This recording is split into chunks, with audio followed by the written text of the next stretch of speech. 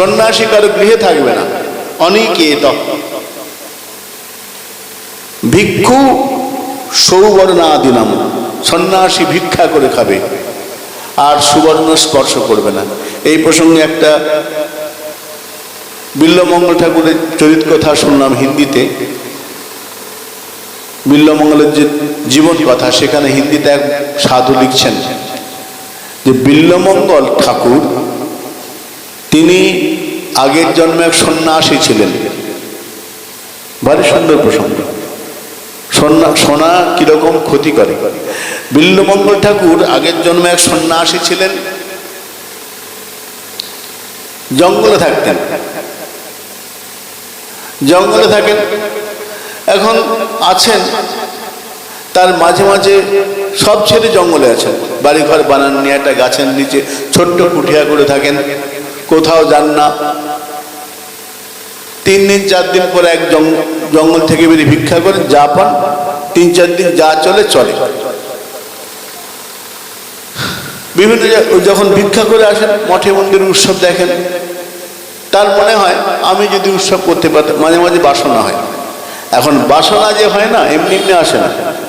গীতায় উত্তর দিচ্ছেন, মনে ইচ্ছাগুলো কেন হয়, বাসনাগুলো কেন আসে, গীতায় উত্তর দিচ্ছেন। ধ্যায়ত বিষয়ান পুংসঃ সংবস্তেষু উপজায়তে। যত বেশি বিষয়ের চিন্তা করবে, ওটা হলে ভালো হতো, এটা ভাবছি করব, এটা হলে ভালোই হয়, এই যত বেশি বিষয়ের চিন্তা করবে না, ওই চিন্তা করতে করতে ইচ্ছার উদ্গম হবে। তিনি ভাবছেন উৎসব সাধু সেবা হচ্ছে, আমি যদি একটা উৎসব দিতে পারতাম সাধু সেবা, এই মনে বাসনা এর। কিন্তু উনি তো সন্ন্যাসী, কিছু বলেন না, মনে সুপ্ত বাসনা, জঙ্গলে থাকেন।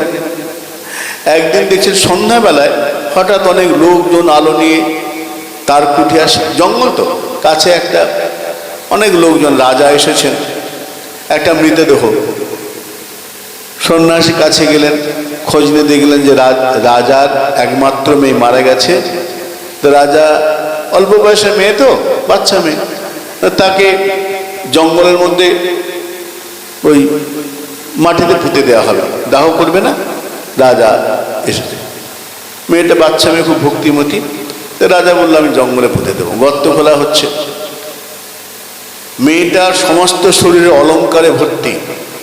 মেয়েটার কন্যার যত অলঙ্কার ছিল একদম পরিয়ে রাজা কোনো অলঙ্কার তার ঘরে রাখেন, সমস্ত অলঙ্কারে সুসজ্জিত করে ওই মেয়েটাকে জঙ্গলে নিয়ে এসে গর্ত খুলে পুঁতছে। সন্ন্যাসী বলছে বাহ, এ তো অনেক অলঙ্কার, যা শোনার অলঙ্কার। এটা জানে না, এটা মেয়েটার সঙ্গে অলঙ্কারগুলো দিয়ে দিচ্ছে, মাটির তলায় পড়ে থাকবে, মাটিতে থাকবে, কেউ জানতে পারবে না, বেকার। এই সোনাগুলো দিয়ে যদি উৎসব করা যায়, ভান্ডারা করা যায়, ভালো হয় না? সাধু সেবায় লাগবে। সন্ন্যাসী ভাবছে এরা চলে গেলে আমি অলঙ্কারগুলো খুলে নেব, খুলে নিয়ে আমি উৎসব করব। একটু পরে কাজ মিটে গেল, চলে গেল রাজার লোকের, আলোটা চলে গেল। সাধু গর্ত খুলতে আরম্ভ, সন্ন্যাসী গর্ত খুলছে। গর্ত একটু খুলেছে, হঠাৎ ওই মেয়েটার আত্মা বলে উঠল, সাধু কি করছো? ওকে বলে, যে রাজকন্যা আমি, আমার দেহটা এখানে পড়ে আছে, তুমি কেন গর্ত খুলছো? আমাকে নিশ্চিন্ত ঘুমাতে দাও, আমার শরীর এখানে আছে, আমি বিদেহ আত্মা। বলে, তুমি তো জানো এই অলঙ্কারগুলো শুধু শুধু পড়ে আছে, মাটির মধ্যে তোমার দেহ মিশে যাবে, বেকার মাটির তলে চাও, কেউ জানবে না। আমি সোনাগুলো যদি সৎ কাজে লাগাই, সাধু সেবায় লাগাই, কি এমন অসুবিধা? তো ওই আত্মা বললো, ও তুমি সাধু সেবা করতে চাও? হ্যাঁ, আচ্ছা এক কাজ কর, আমাকে স্পর্শ করো না, তুমি সন্ন্যাসী।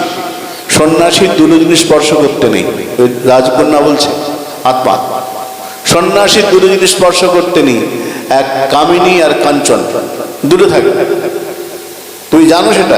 হ্যাঁ জানি। তুমি তো এখন মৃতদেহ, তা হোক নারী দেহ, তো তুমি স্পর্শ করবে না, আর সোনাকে একদম ছবে না, সন্ন্যাসী উচিত নয়। তা আমাদের উৎসব করবে ইচ্ছা হয়েছে, বলে তুমি এক কাজ করো, আমার বাবাকে কি বলো আমি যে ঘরে ঘুমাতাম আমার খাটের নিচে 4টে খাটের পায়া 4টে সোনার ইট আছে, সোনার ইট, ওইগুলো নিয়ে নিলে তোমার উৎসব হয়ে যাবে। সাধু গিয়ে বলল, সন্ন্যাসী গিয়ে রাজাকে বলল, আপনার মেয়ে শোয়ার ঘরে 4টে সোনার ইট আছে। রাজা বলে, আমি জানি না তো, মনে নেই, দেখুন। রাজার লোক বলে, হ্যাঁ মহারাজ, খাটের নিচে 4টে সোনার ইট আছে। ইটগুলো রাজা বলে, নিয়ম যার ঘরে ছিল সেই যখন নাই কি হবে, যাও তুমি নিয়ে যাও। সোনার ইট দিয়ে দিয়েছে। সাধু নিয়ে এসে বিরাট করে উৎসব করেছে, সোনা বিক্রি করেছে, প্রচুর পয়সা। উৎসব করতে তো বিরাট উৎসব হয়ে গেছে, যতটা ভেবেছিল তার থেকে খরচা বেশি হয়ে গেছে, খরচা বেশি। এই রে, এ তো এতটা ভাবিনি, উৎসব করতে করতে করতে বড় হয়ে গেছে। উৎসব তো হয়ে গেছে, এবার তো পয়সাগুলো পেমেন্ট করতে হবে। সোনার ইটের বেচার পয়সা সব শেষ, কি করব? আবার সাধুর মতো, ওই যে বাসনা, বাসনা এত ভয়ঙ্কর বস্তু। আরে এতদিনে ও মেয়েটার আত্মা চলে গেছে, মানে যাই আমি অলঙ্কারগুলো খুলে নিই। সাধু গিয়ে গর্ত খুলে অলঙ্কারগুলো তুলেছে। তখন ওই রাজকন্যা বলল, তোমাকে বলেছিলাম না তুমি আমাকে ছোবে না, তুমি সোনাগুলো ছুলে, অলঙ্কার ছুলে, তুমি সন্ন্যাসী হয়ে সুবর্ণ অলঙ্কার ছুঁয়েছ, এটা অন্যায়, পাপ করেছো তুমি সাধু হয়ে, সন্ন্যাসী হয়ে। তা আমি তোমাকে অভিশাপ দিচ্ছি,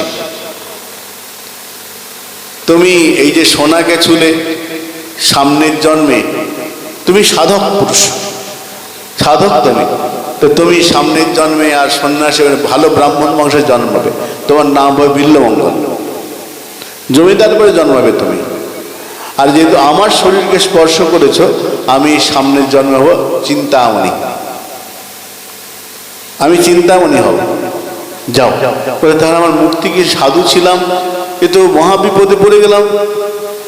কর্ম করেছো, ভোগ করতে হবে না? গীতায় তো বলা আছে, অবশ্যই ভোক্তব্যম কর্তব্য কর্ম শুভাশুভম। কর্ম তুমি যেভাবেই করো না কেন, শুভ অশুভ যাই হোক, ভোগ তোমায় করতে হবে।